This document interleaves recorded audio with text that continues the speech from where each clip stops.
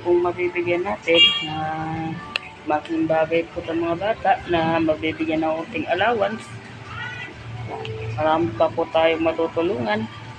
Higit pa po tulong na bibigay ko para sa inyo. Kaya magbibigay po ng konting allowance para po sa mga nangangailangan ng mga batang mag-aaral.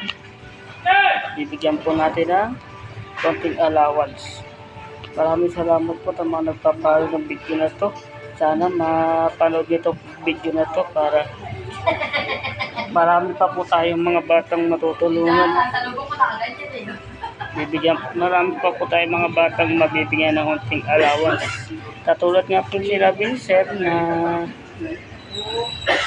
na yung mga batang matutulungan natin na bibigyan natin ng konting allowance. Kaya maraming salamat po sa mga nanonood ng video na to. Patuloy na po kayo manood ng video na to para marami pa po tayo mga batang matutulungan. Salamat po.